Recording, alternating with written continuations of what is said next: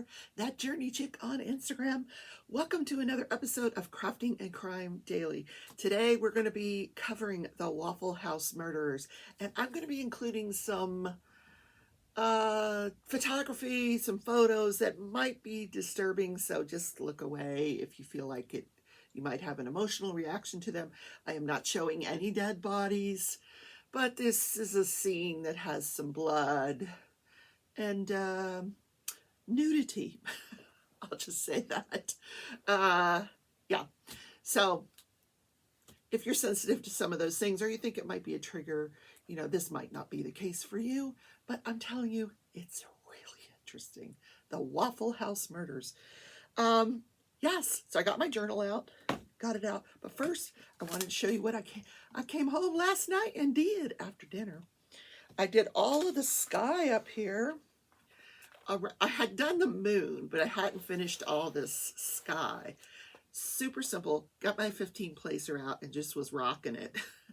Although it's sort of offset by the single placing that you have to do, because this is actually like 3 or 4 different blues that kind of blend into each other. So you can do some 15 placing to a point, and then you have to do single placing because it blends, the single spots blend into the next color. I hope that makes sense. Yeah, but gorgeous nonetheless. And I turned the lights off and this whole thing just glows in the dark. So pretty. So, and I did turn the painting around so I could work on this area today, and I added some more. The plastic was actually ripping. It's very cheap plastic.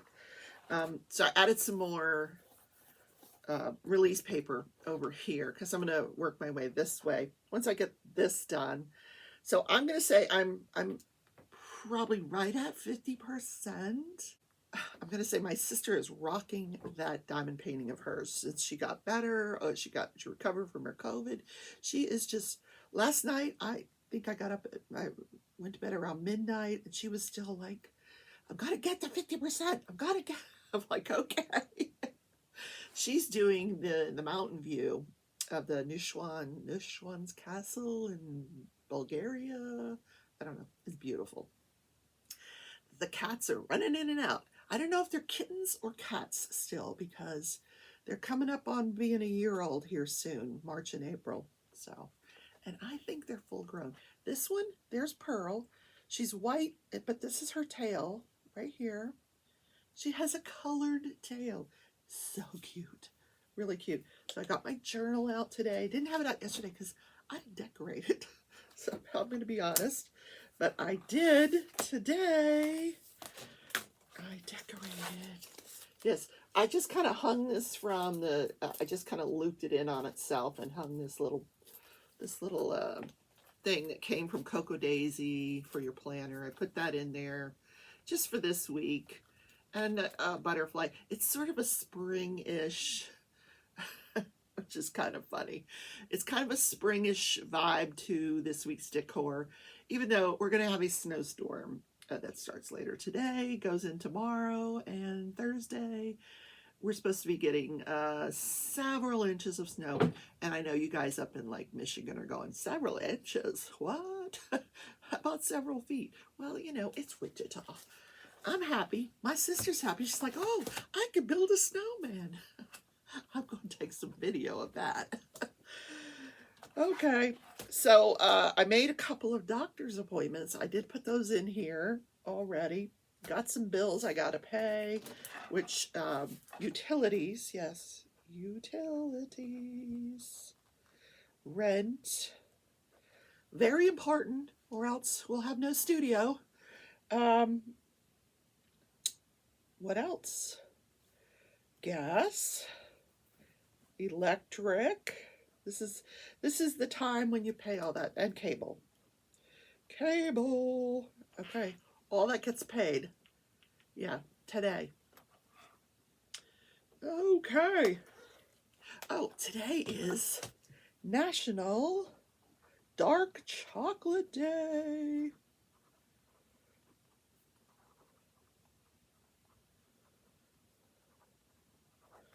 I don't know if I'm going to do it this day in history because I think the trial is going to take up this whole episode. It was really a huge day at the trial yesterday.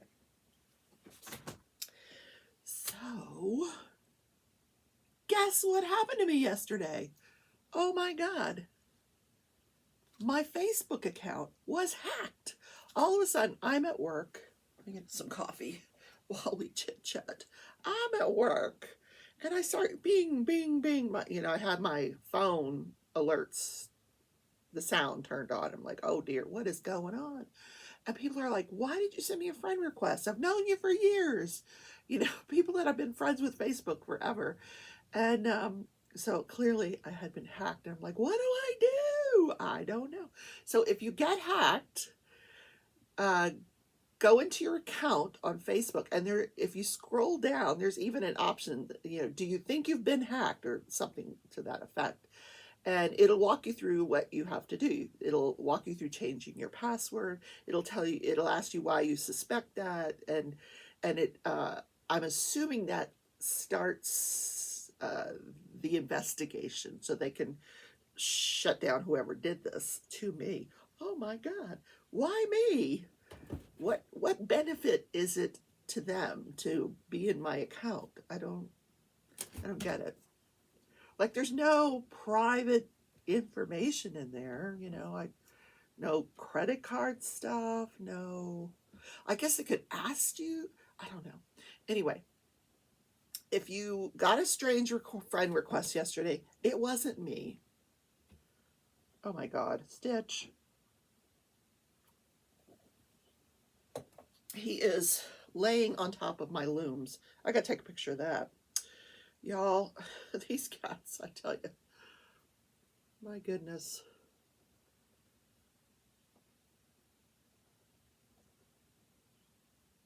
He is a cutie, isn't he? Oh my God, he's so adorable. So today is February 1st. Yay! And that's really what I had in mind when I decorated the planner, that it was the month of love and flowers. And yeah, I really wasn't going for the springtime thing, but anyway. So this is the month of love. Yes, so our Ticket to Ride event continues till February 20th. A lot of you have just joined. Welcome. We are so thrilled to have you. No, it is not too late to get started on a canvas. Just don't pick one that's this huge. But pick one that's about 50 centimeters and you're good to go. We have some amazing sponsors. DP with Sparklers today is putting a pink set on sale. It'll be on sale, and then on top of the sale, there's a coupon code that goes with it. That is down in the description. So in addition to the sale price, you can get the coupon 10% off with the Ticket to Ride coupon. And don't forget our other sponsor, diamondpaintingdrills.com. They are also having their February pack. I'll put a picture here. I am an affiliate with Diamond Painting Drills. If you follow the link down in the description, it will take you to their website. And then you can use the Ticket to Ride code and get another 10% off. Yeah, I am loving these February packs. Look, it's all pink.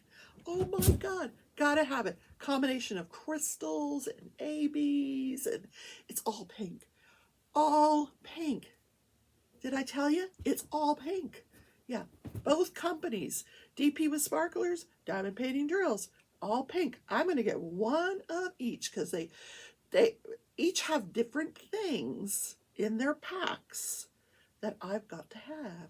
And then when I interviewed Tina Burney with DP with Sparklers, oh my gosh, there's so much stuff in her shop that I want.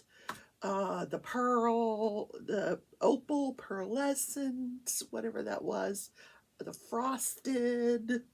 Yeah, I got to have that. And then with DP with Sparklers, I'm loving those metallics. Got to have the metallics. It's just, I'm blowing my mind with all the sparklers. Yep. So today is National Dark Chocolate Day.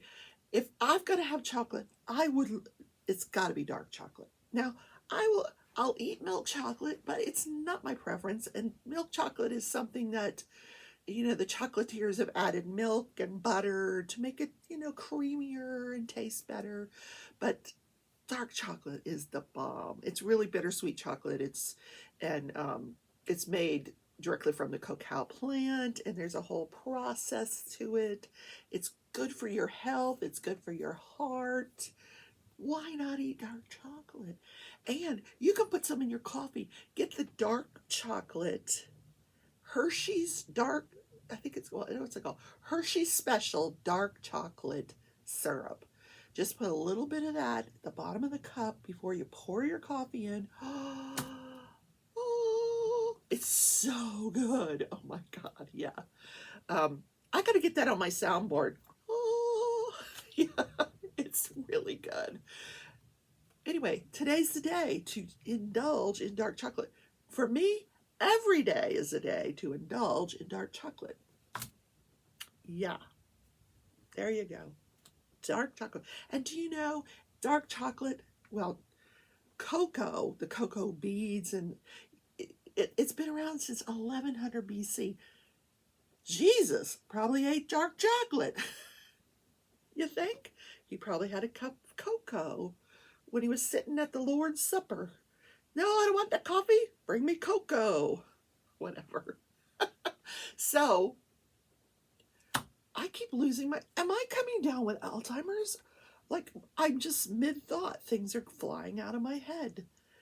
I think there's too much stuff in my head today. What is going on? Oh. No.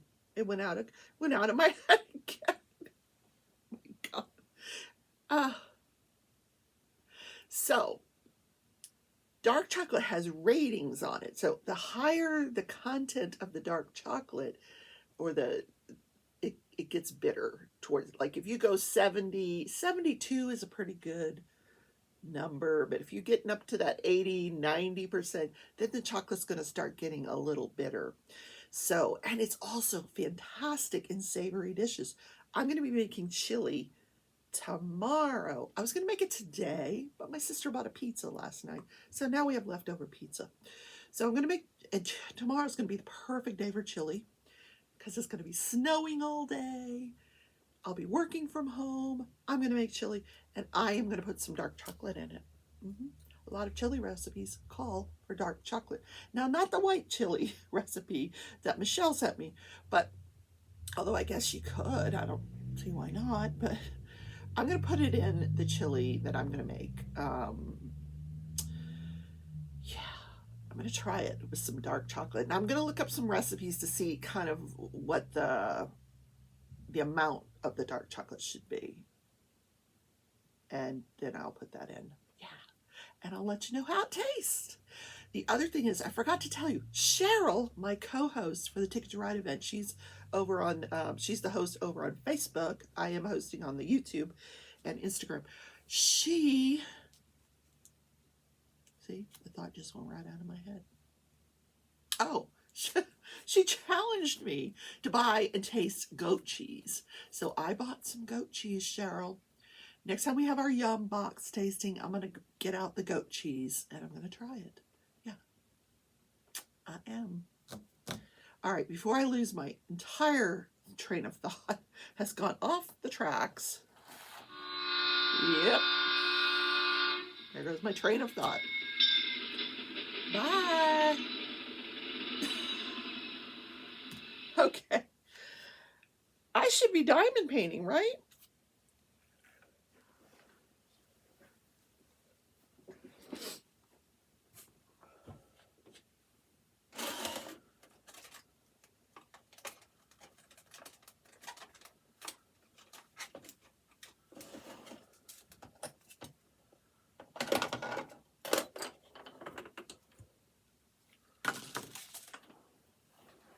So I'm going to get out my 3865 ABs that I got from Diamond Painting Drills. Just see those little, in the sky, the little white dots. See, I got to fill those in from last night. So I can do that while I'm talking to you. Yesterday, I turned on Long Crime. They're back on YouTube. So apparently I was wrong. They're not gone. They are promoting the heck out of that YouTube TV, though. Their channel over on YouTube TV. But the train again. Crafting and crime daily. Yeah, what you came here for, the Waffle House murders. Yesterday, the trial started. So I really like this judge. He's very, very different than the last judge that we saw. Not grumpy at all. So he brings in the jury. The jury is sequestered. He makes a comment about the hotel that they're staying in and how were the accommodations. Would they like to stay an extra couple weeks after the trial is over? Are they really enjoying it? So my impression was that he sequestered them on Friday following the selection of the jury.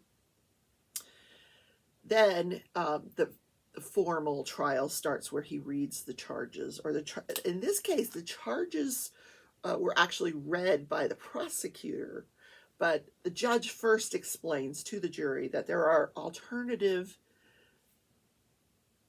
theories of the same offense. That's why there are 8 murder charges for 4 deaths. 4 of those charges are for felony murder, which is when someone dies during the commission of a felony, and 4 charges for premeditated murder. So that it's kind of like a menu. These are alternative theories. It depends on what theory you believe the prosecutor has proved beyond a reasonable doubt. If you believe both theories, you can find them convicted of both theories. We saw that in the Ahmaud Arbery case, where those gentlemen were convicted on multiple theories for the same offense. Yep.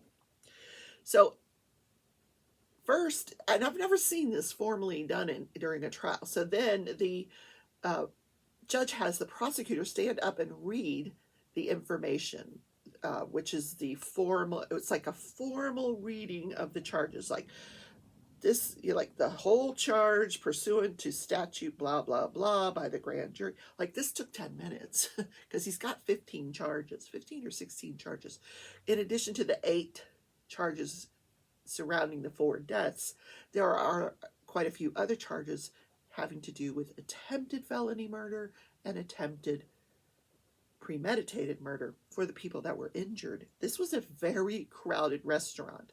This occurred on April 22nd, 2018. The reason it took so long to get to trial is because the defendant was found not competent to stand trial. In other words, he could not assist in his own defense. He has since been treated for now what has now been diagnosed as schizophrenia. He's undergone treatment, and he has since been found competent to stand trial. So at this point, he's competent. He's able to assist his attorneys with his defense. So, but following the formal reading of all these charges, the defendant is asked to stand up, and the judge says, "How do you plead to these charges?" Never seen that before. And he says, "Not guilty by reason of insanity." So, and he can do that. So right now he's competent, but what he is saying is, at the time these offenses occurred, I was insane. And once the prosecution closes their case, then the burden of proof will switch to the defense to prove that their client was insane at the time of these murders. Now, the prosecutor gets up and she does a beautiful job. She doesn't look at her notes. She's got everything memorized. And there was, like I said, this was a very crowded Waffle House. There were so many people in there and all these names that she had to remember. And she does a good job of explaining what occurred that night. Now, I'm not going to go through that whole thing. I'm going to explain it as I heard it from the witnesses. Because what she's doing is she's just telling the jury, here's what you're going to hear. But the defense attorney gets up and tells this wild tale of the defendant. Defendant is Travis Ryan King. Ryan King, yes. It sounds like they're saying Ryan King, but his last name is Ryan King. At the time of these offenses, he was horribly schizophrenic, but undiagnosed. And this had apparently all started when he went to a Taylor Swift concert. Yes, Taylor Swift. At the concert, he believed that she was talking directly to him and that they started dating and they fell in love, and eventually they fell out of love, and she started threatening him and coming to his house, and just all these bizarre notions of a relationship with Taylor Swift. He thought she was a government agent, like all these typical delusional thoughts that a schizophrenic person would have. And his condition just kept getting worse and worse, to the point he believed God was talking to him, aliens were talking to him. Yeah, just bizarre stuff. So he pulls up in front of this Waffle House about 3:20 a.m. on this April 22nd.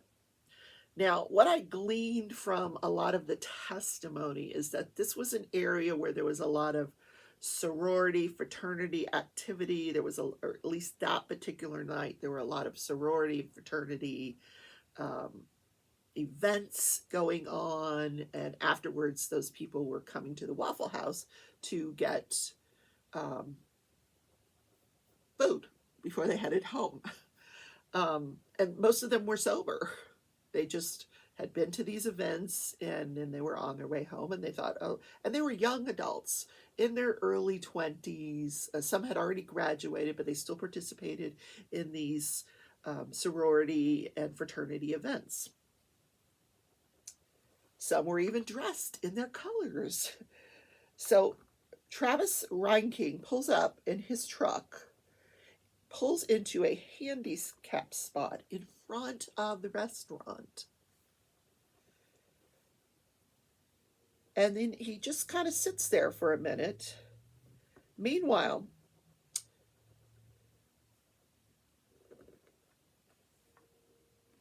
another car pulls up beside him.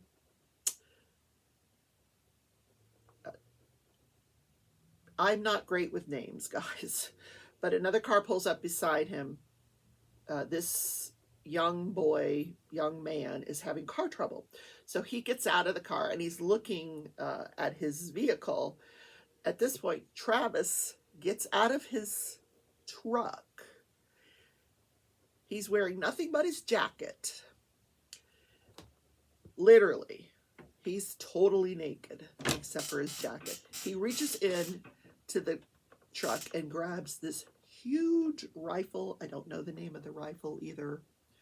And he shoots this young man, because the young man was headed into the Waffle House. He had looked at his car and then he was headed into the Waffle House. He shoots him multiple times. Like, the guy is already on the ground. Travis walks over to him and shoots him in the head. Then there's another guy. Meanwhile, another guy, the cook that's inside the Waffle House, comes out for his cigarette break.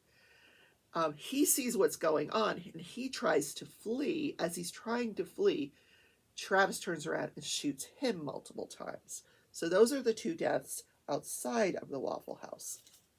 Travis continues on inside the Waffle House.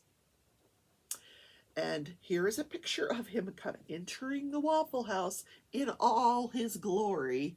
And it's hard to see. It's there. He's totally naked. And this is not a church. When someone a witness described him wearing a trench coat. And I'm thinking, okay, a trench coat. Trench coats come all the way down. So maybe we weren't seeing him in all of his glory. No, his coat, his jacket came to like right here. Yeah. So he comes in, he walks in with this big old gun, and he's firing as he walks in. He fired 19 rounds in 15 seconds. The magazine that was in that rifle held 30 bullets. He emptied it. And as he's spraying it, he's walking to the left towards the restrooms where when the bullets were flying outside of the restroom, when he was doing the shootings outside of the Waffle House, the people inside heard it because the glass was breaking. And they were running for cover. 7 people ran to the bathroom.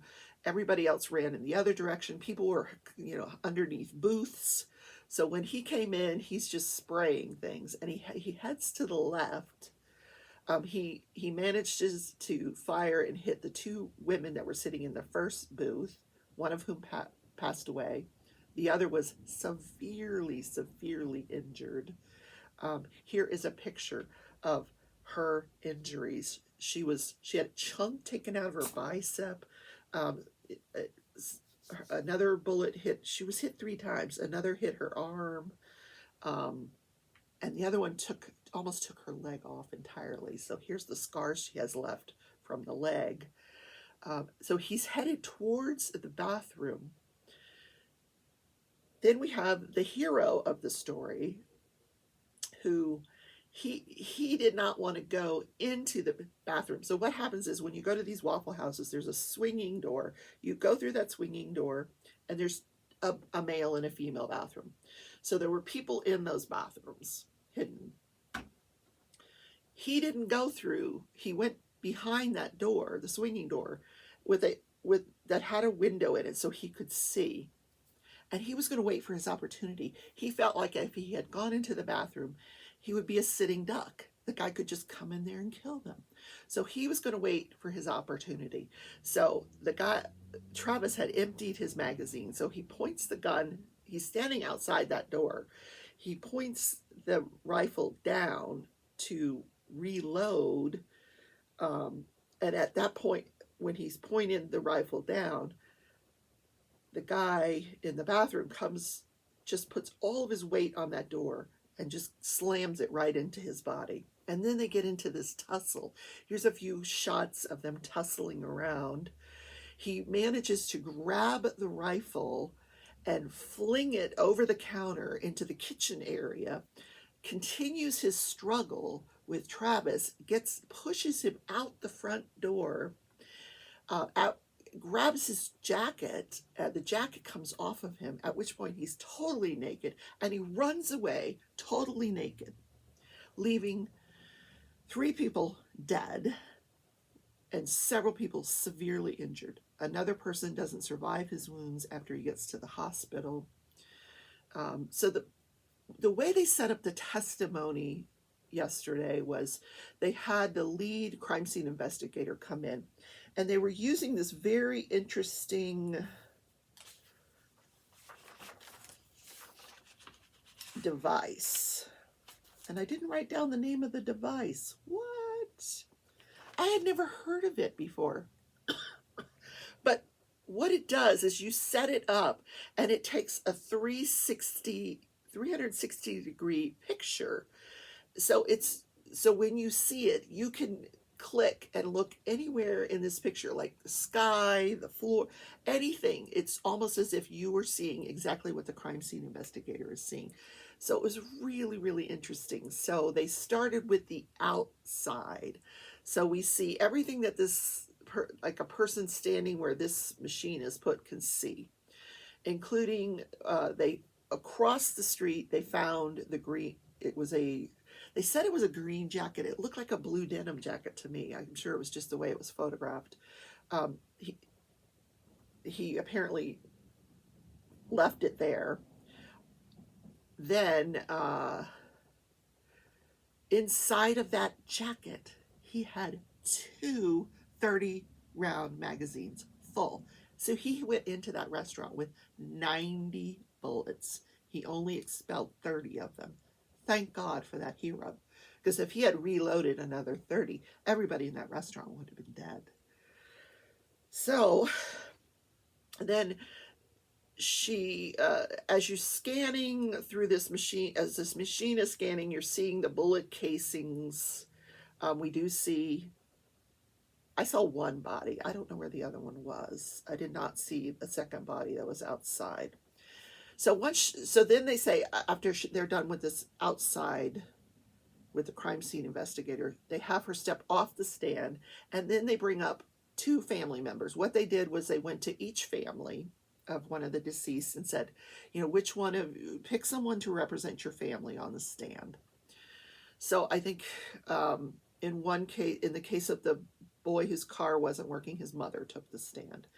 And they just had them talk very briefly about their child and how how they were come to live in this area of Nashville, and what were they doing there, and was there, she had given him this car, and was there trouble with the car? And she says, yeah, occasionally we were having trouble with this car. And then they would show a picture of the decedent, not at the scene, a nice picture, a nice photo. And so it was brief, because these people were obviously really, really still emotional about the whole thing. And so that was the mother of the guy with the car. Then I think it was the aunt of the cook. She took the stand. They showed a picture of him, and very good looking guy. He had wanted to be a chef, and he had worked at the Waffle House for 3 years. And so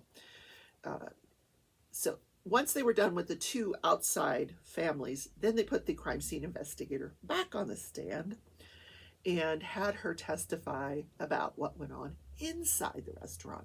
All the photos that were taken inside of the restaurant. Yeah. And then at that point, she left the stand again.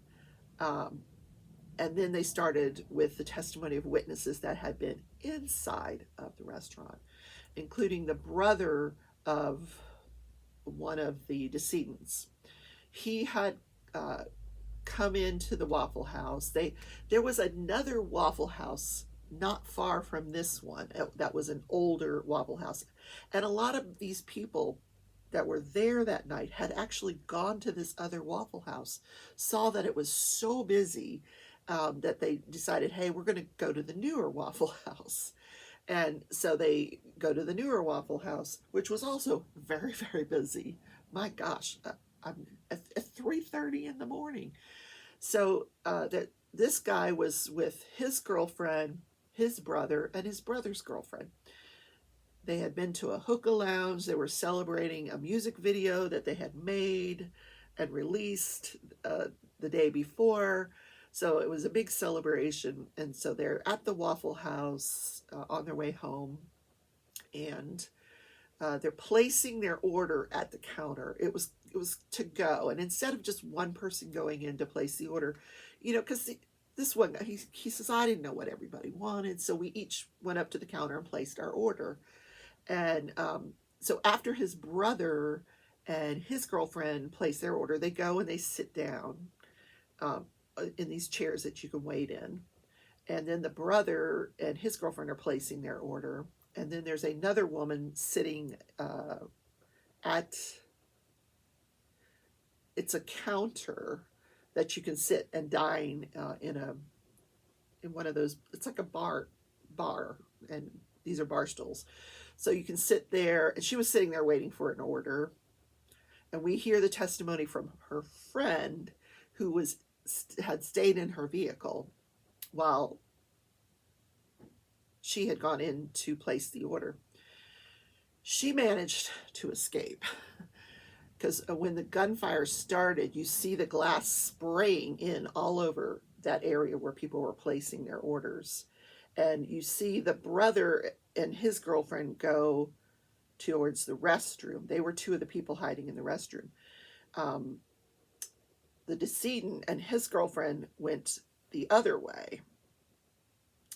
And when the defendant came in that door, he had a direct shot at those two.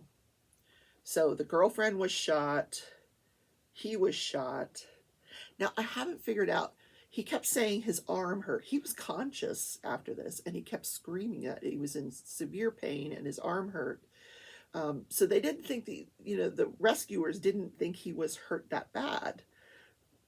They figured, well, he was shot in the arm, because the girlfriend had been shot in the leg to the point where like her leg was hanging by a thread. So she was bleeding pretty badly. So they were really kind of paying attention to her, and she was like, no, no, no, take care of him. Anyway, and the brother, after this is all over with, goes over to find his brother. He finds him. He's talking to him. He's sitting there with him going, hey, you're going to be okay, man. You know, they're putting you in the ambulance. You're going to be fine. You've been shot in the arm. They're going to take care of it. When the brother gets to the hospital later on, he finds out his brother is dead. So I'm curious what actually happened to him. Like, I suspect it went through his arm into his lung, because he started having some breathing difficulties on the way to the hospital. So I suspect that's what was kind of going on there. But I don't know. The medical examiner probably will testify today. So that's the 4 deceased. Or have I talked about the 2? So there's that long counter there. The rescuer, the one that saved everybody, had been sitting. He had just entered the restaurant, was sitting out. Him and his friend were sat down at the bar stools, and right next to them was a booth with these 2 women in it. One of whom ended up deceased, and the other with severe arm and leg injuries, which I've shown you. Everyone in the bathrooms survived because of that hero that intervened. Yeah, it was just horrible, horrible scene.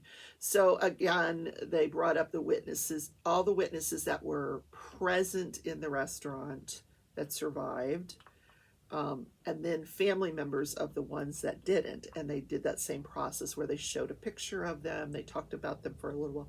They did not belabor anything. The only time there was an emotional outburst is they started showing video. Through the witnesses that had survived, they were showing surveillance video. They actually have all of this on film. And the first time they showed it, and you see that glass shattering into the restaurant, I don't think people were expecting it. And it kind of like, you hear people gasp and cry out, because every family member was in that courtroom,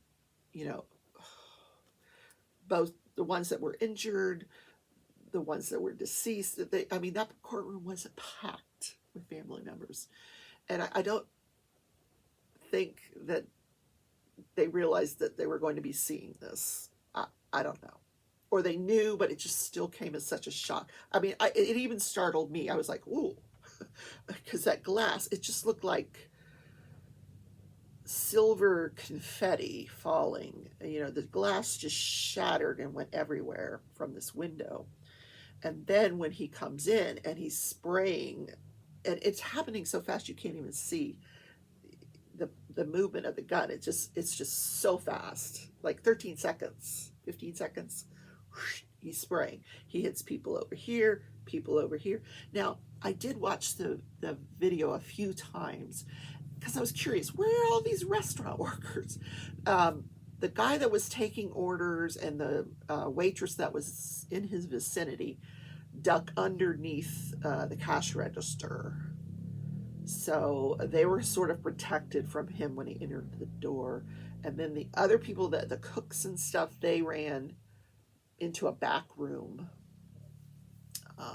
which he did head in that direction, but he had to go through those bathrooms first into the back room, I suspect. Yeah. Let me see if I missed anything.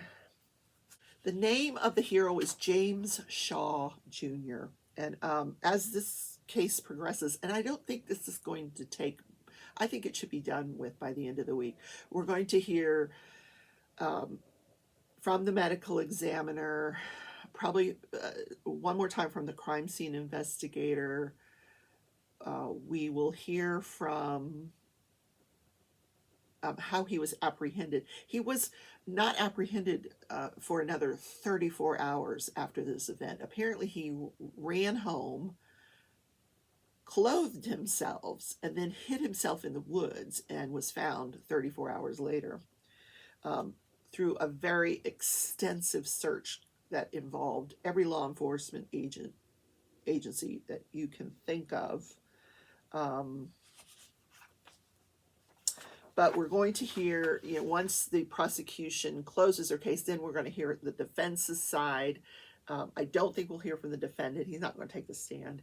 But or he might, I don't know. But we'll hear from psychiatrists, and then the prosecution will have a chance for a rebuttal, which they will put on their psychiatrist. So I'm thinking the end of the week this will go through. So that jury's going to be sequestered for the entire week. But such an interesting case and such an emotional testimony. James Shaw Jr., but first of all, I got to say, yes, you're a hero, but he just thought he was all that and a bag of chips.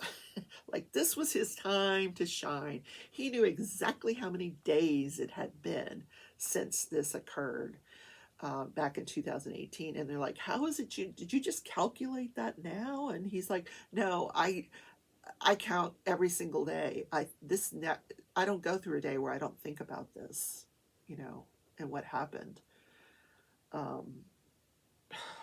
Wow. Just, wow. Yeah.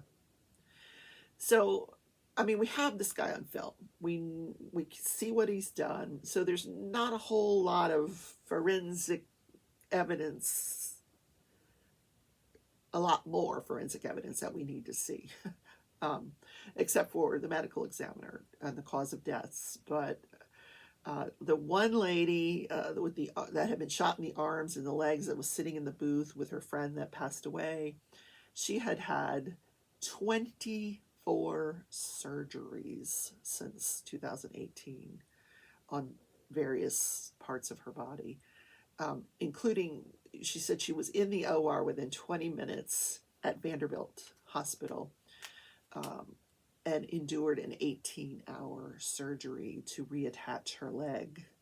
They called in a military doctor who specialized in IED injuries to come repair her leg. Can you imagine? My God. And they were not, because her injuries were so bad in the field, they were not able to get IV access to give her pain medication. So she was in excruciating pain. She didn't get pain medicine until they put her under for the surgery. Yeah.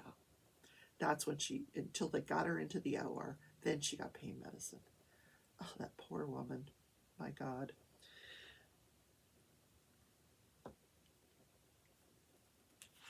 So I think that is all the testimony from yesterday. Just wanted to, I think we have heard from all of the victims and the victims' families, and they saved James Shaw Jr. for the last. He was the last person of the day, or the next to the last. I think he was the last. No, I think he was the last one, because his testimony was so powerful. They had him stand up and hold the rifle. Show us how you grabbed the rifle. And he showed it. Because when he grabbed that rifle, he sustained some really bad burns to his hand. Apparently the end of that thing gets really hot. And he grabbed it and pushed it down and got it away from him and threw it over the counter. So his hand was really burned. And he said he had some scratches and, things like that from the altercation, the tussle that they got into after he got the gun away from him. So I hope you don't mind the pictures. Yeah. Okay. So I got to get to work, guys. I'm working from home today, so I can finish listening to the trial while I work, while I diamond paint. I multitask. You know me. I'm a multitasker. So I hope you enjoyed today's episode. If you have any questions, please leave them in the comments. Now I remember where my train went off the track. I was going to tell you what instrument I played. Some of you got it right. The flute, not the drums, not the violin. I wish I could play the violin. Yeah, I like fiddling. Fiddle. You know what instrument I wish I learned to play? The harp. I've always wanted to learn to play the harp. I don't know if my fingers are nimble enough for that. I don't know. Maybe. I crochet. So I don't need another hobby. I really don't. All right, bye guys. I will see you tomorrow in tomorrow's episode of Crafting and Crime Daily. Take care, everybody.